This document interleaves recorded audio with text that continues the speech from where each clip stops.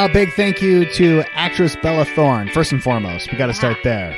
That was huge. Bella Thorne giving us a shout out on Instagram. Next thing you know, our Instagram blows up. We have all these new followers. Awesome. Our downloads were big. Yeah. We owe her our firstborn son. That's fine. Good riddance. He stopped showering anyways. Yeah. So we have another one. Yeah. It's fine. No, that's why you have two. The first one goes to a famous celebrity, and the second one you keep and you raise. Yes. We know the deal here. Welcome to Our Savings. Starts tomorrow. My name is John. My wife, Jen, sits right on the other side of the table, and we just hang out, and we talk about travel. Yep.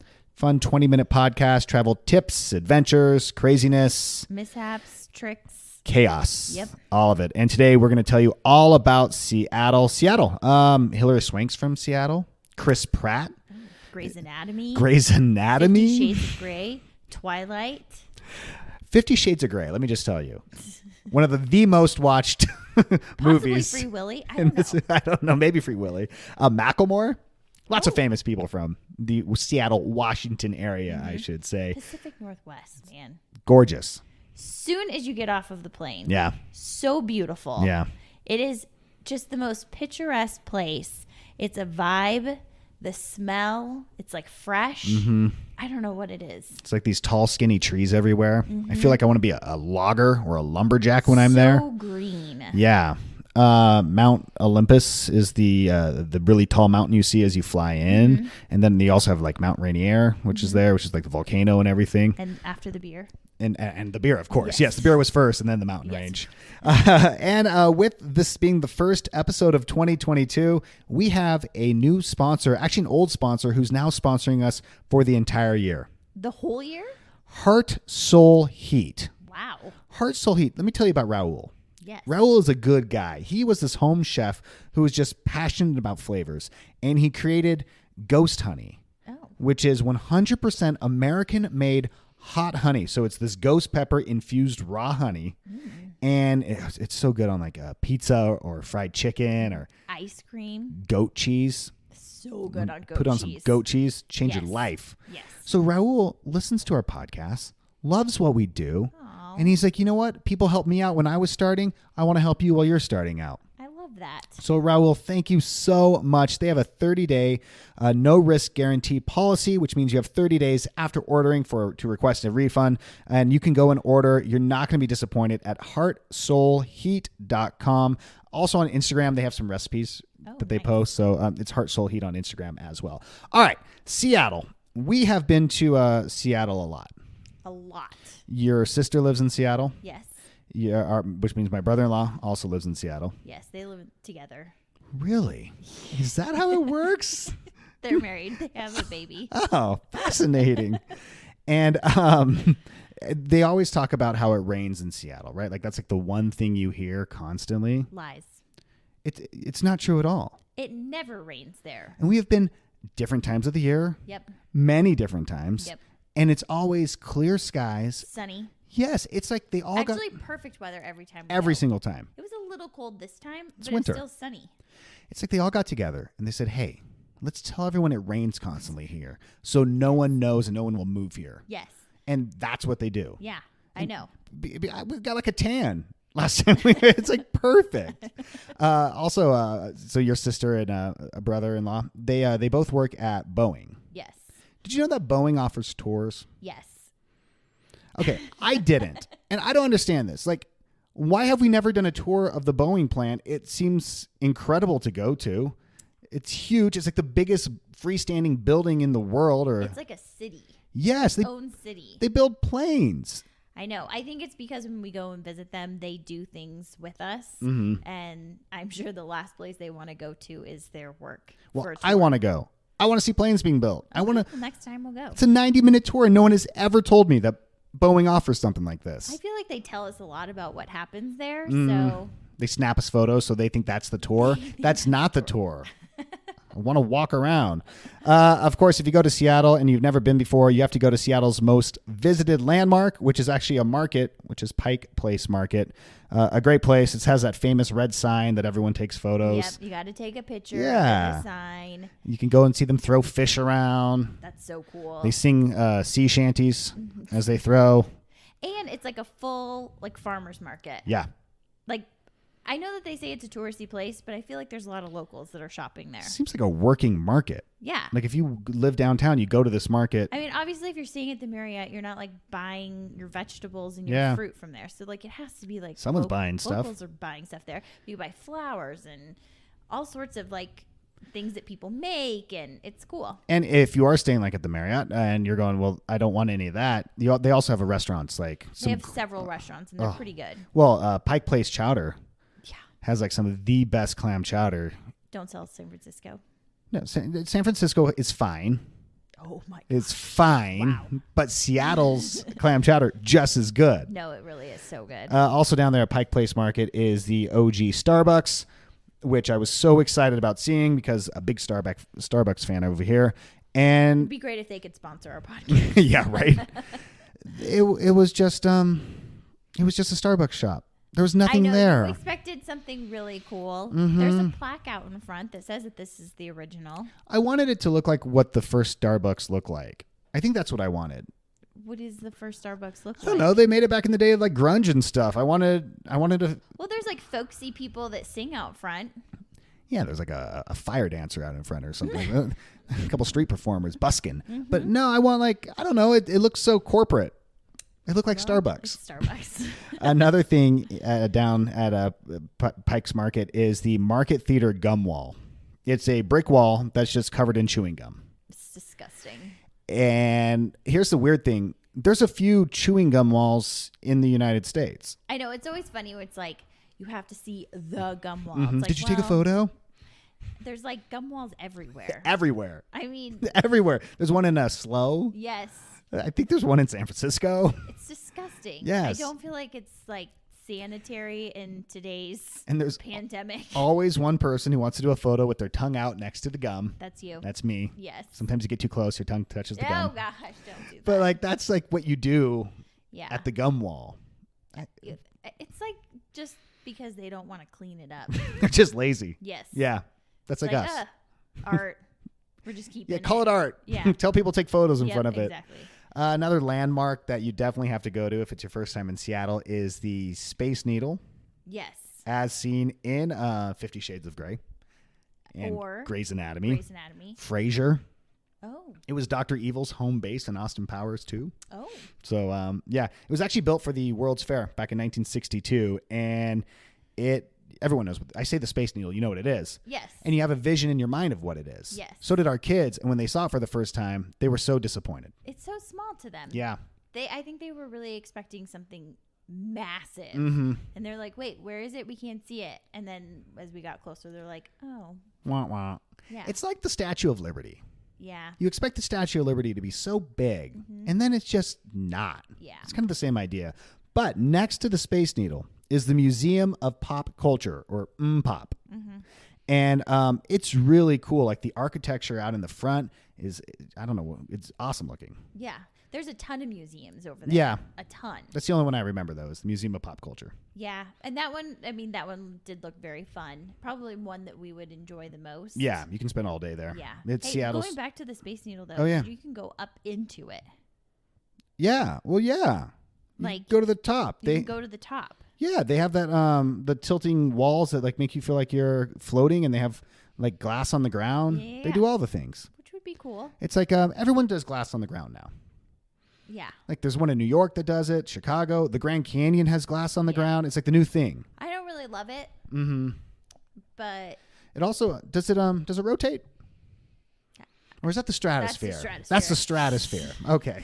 Is there a casino at the Space Needle at the bottom? No. That also. Well, maybe. I don't know. Right out. Is there a bar upstairs? If it's Seattle, there's a bar. Trust me, you can get drinks anywhere in Seattle. Right down the street from the Space Needle is the Fremont Troll. And I first got to know this troll from the movie 10 Things I Hate About You. One more place. We only know Seattle from different movies and TV shows. The only reason we did a podcast episode on London is because of What a Girl Wants with Amanda Bynes. Yeah. Right. Oh, gosh.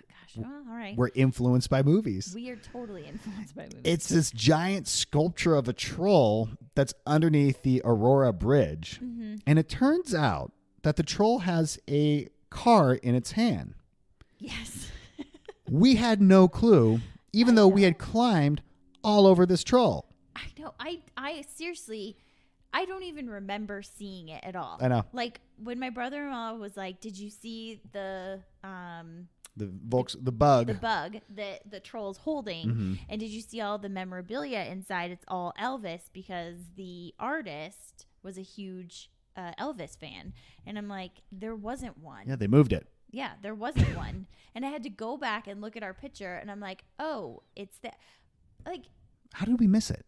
I don't know. We used that to get up on the troll. I know. Which, by the way, Jen's like, "Oh, you can't climb on the troll." And we get there, and there's some like woman up there doing a sexy photo shoot for her husband. So weird. That poor troll has seen things, I bet. Oh, that poor troll has seen life happen. And so, before we go on about Seattle, we have another sponsor. It's a twofer. 2 sponsors? 2022, big year for our podcast. You're really like working it. Thank you so much to Hydronique Hydration Electrolyte Powder Drink Packets. So this was actually started in the middle of the pandemic. The founder of Hydronique Hydration was a frontline healthcare worker, and he was getting these headaches.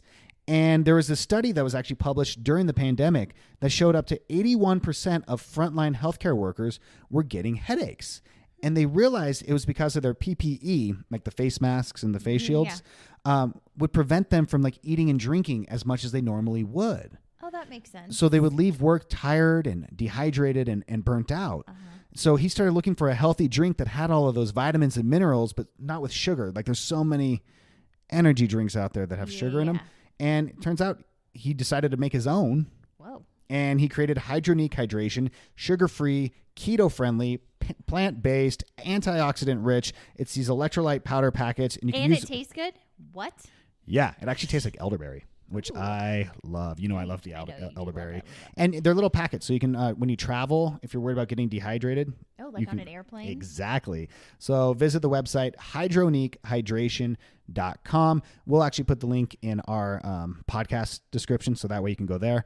They're on Amazon. Yeah, I saw that. Yeah. I love buying things on Amazon. It's very easy. I reached out because the Amazon listing was out of stock.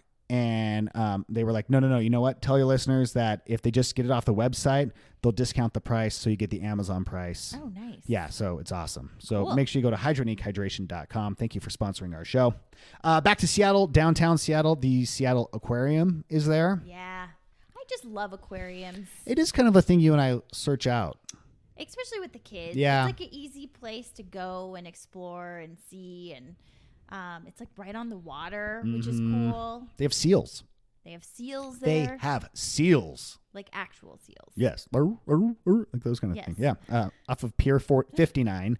And it's a big tribute, like the whole thing, to the Puget Sound, which is, they keep calling it like the Seattle Sound and all that. It just means water going inward, like an inlet.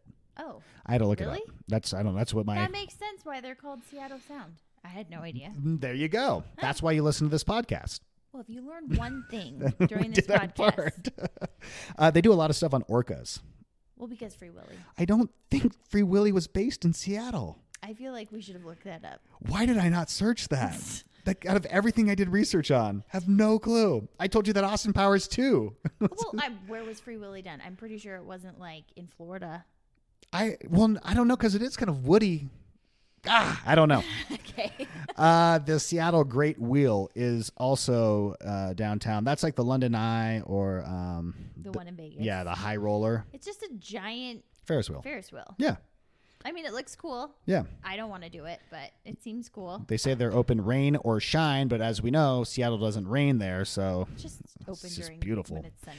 I don't know. Maybe I mentioned this in the Vegas one when we talked about the High Roller, but I'm afraid of getting trapped in one of those things and having to use the restroom. Oh, yeah. Do they have some type of poop bucket in the corner? Oh, gosh, gross. You know what, though? You are on there for a long time, yes. I would imagine, because it's really large, and you have to, like, like every person has to get on, and then the next one, and then the next one, the next one, and then it goes around a couple times, and then you have to let everyone off one by one. It just takes so long. Is there an adult diaper that they offer you at the beginning?